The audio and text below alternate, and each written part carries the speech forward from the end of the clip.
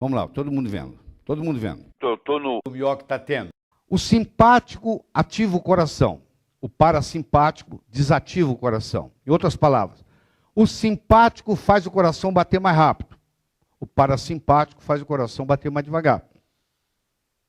Se um paciente está com uma crise de taquicardia paroxística supraventricular, você ensina para ele a deitar na posição de Trendelenburg, com o pé mais alto que a cabeça, manda ele engolir um miolo de pão e manda ele fazer a manobra de Valsalva. Ó. Primeiro, como é que você faz essa manobra de Valsalva? Bem, primeiro, quando você faz um esforço, por exemplo, para evacuar, isso é a manobra de Valsalva. Então, quando você está fazendo aquele esforço para evacuar, chama-se fase de pressão da manobra de Valsalva. E logo após a parada do esforço, se chama fase de liberação da manobra de Valsalva. Então você tem a fase de pressão e tem a fase de liberação. Na prática, você pode também fazer a manobra de Valsalva assim, ó, pega a mão cheia, coloca sobre a boca e faz assim, ó. Começa a soprar. Quando você faz isso com a boca fechada, você está fazendo a manobra de Valsalva. O que acontece, isso que é importante, quando eu estou fazendo pressão da manobra de Valsalva? Todos os volumes cardíacos diminuem. Eu diminuo a quantidade de sangue em todo o coração. Aurículo direito, aurículo esquerdo, ventrículo esquerdo e ventrículo direito. Então, todos os sopros da cardiologia diminuem. Todos os fenômenos auscultatórios diminuem com essa manobra. Aí, de repente, não precisa ir para o pronto-socorro. Curou a taquicardia paroxística supraventricular. O que eu fiz? Eu criei uma série de manobras, eu pus ele em Trendelenburg, eu mandei ele engolir um miolo de pão, e eu fiz ele fazer a manobra de Valsalva, eu aumentei o tônus vagal dele tanto que o tônus vagal tirou ele da arritmia. Entendeu? Quem tem crise de taquicardia paroxística supraventricular recorrente acaba aprendendo esses macetes, senão tem toda madrugada, tem que ir para o pronto-socorro para tomar uma injeção de verapamil na veia. Entendeu? Por quê? Porque isso aí, quando esse sistema se manifesta, ele cria um pathway e se perpetua.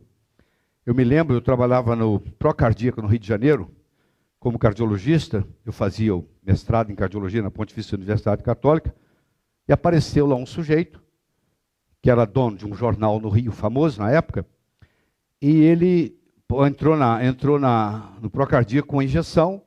Ele disse: quem é o médico de plantão? Eu falei: sou eu. Eu quero que você me injete isso aqui. Eu falei: o que é isso? Isso aqui, quem me receitou foi um ganhador de prêmio Nobel, Bernard Laun, a maior autoridade em arritmia no mundo, em Boston. Mais tarde eu fui trabalhar com o Bernard Laun, coincidência. Briguei até com o Bernard Laun, tivemos um episódio lá que depois um dia eu posso contar para vocês. Aí eu falei assim: mas eu tenho aqui algo melhor para você do que isso aí. E ele tinha uma norepinefrina, que ia aumentar a pressão por mecanismo reflexo e atuar o vago. Eu falei: eu tenho uma coisa chamada verapamil, que antes de eu terminar a injeção, você vai sair da arritmia. Aí ele falou: então me mostra. Não funciona em 100% dos casos, funciona em 90%. Mas aquele dia eu estava de sorte. Tirei ele da arritmia. No dia seguinte, ele põe na primeira página do jornal dele: Dr. Laí Ribeiro descobre a cura para crise de taquicardia paroxística supraventricular.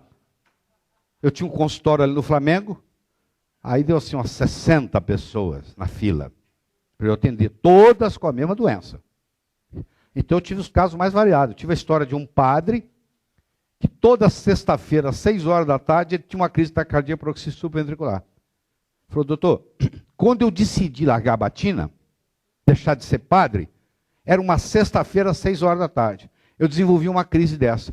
Toda sexta-feira, às 6 horas da tarde, eu desenvolvo. Eu tenho uma crise de taquicardia paroxística. Você vê como é que tem o psicológico envolvido. Pois aí, muito bem. Agora aqui já é o contrário. Olha só. Enquanto o simpático ativa o coração e o parasimpático desativa, já no intestino é o contrário. O parasimpático ativa, o simpático desativa. Então, por isso que diz, ó, depende da localização. Então não é uma coisa assim, esse é ativador, aquele é inibidor. Ele é localizado, depende de que órgão você estiver falando. E isso faz uma diferença enorme. Claro, quando você dá um remédio para resolver um problema num lugar, você pode piorar o problema no outro lugar. É aquela história do equilíbrio. Né? Aqui está um coração em caos, aqui está um coração em coerência. Quando eu tenho uma coerência cardíaca, imediatamente isso repercute no sistema nervoso central.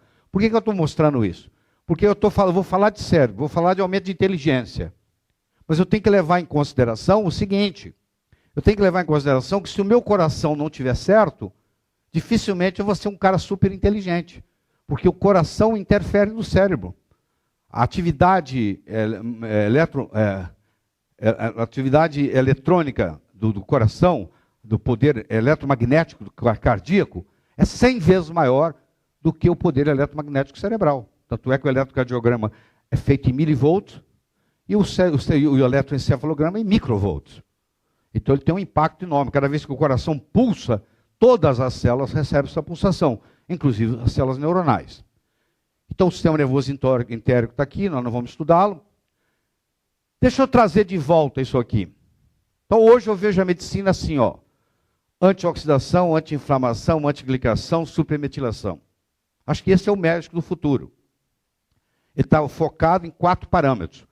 Ele vai diminuir a oxidação do paciente, ele vai diminuir a inflamação do paciente, ele vai diminuir a glicação do paciente e ele vai consertar a metilação do paciente. Quando você fizer esses 4 parâmetros aqui e eles estiverem adequados, a doença vai embora. Doença não tem nome, nós é que damos nomes. Doença é um desequilíbrio. Na hora que eu equilibrar, ela vai embora.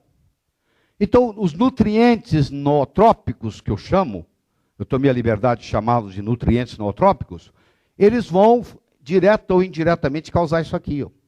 Ou eles são antioxidantes, ou eles são anti-inflamatórios, ou eles são antiglicantes, ou eles são supermetiladores.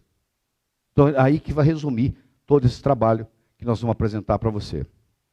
Não é preciso dizer que também o seu estilo de vida, o seu meio ambiente, interfere profundamente no seu cérebro.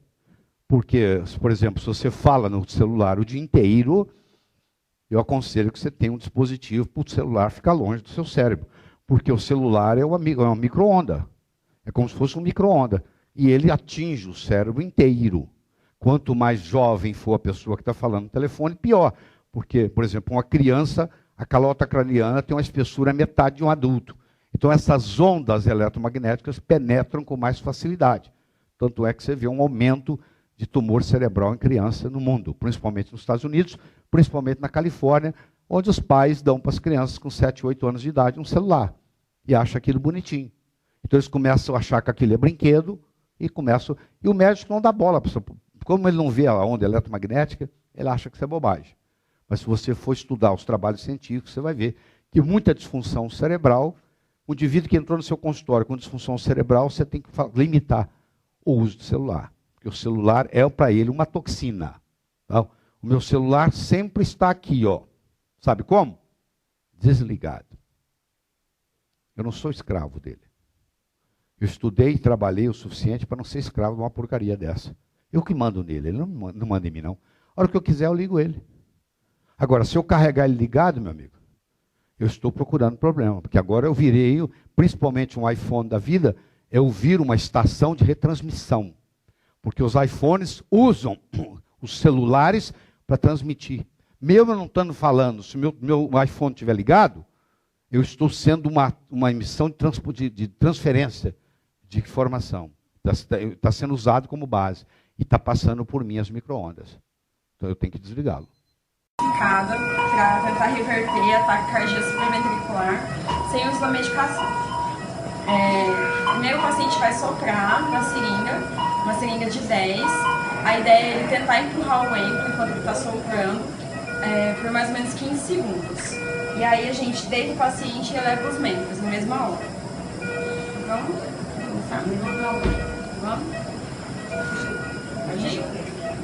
1, 2, 3, 4, 5, 6, 7, 8, 9, 10, 11, 12, 13, 14, 15.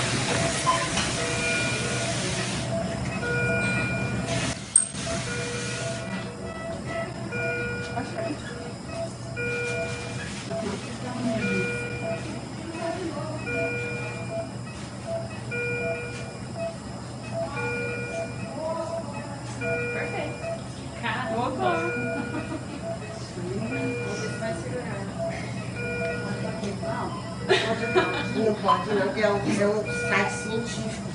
Qual a nota que você dá de 1 a 10? Eu espero que você ajude a divulgar isso aí.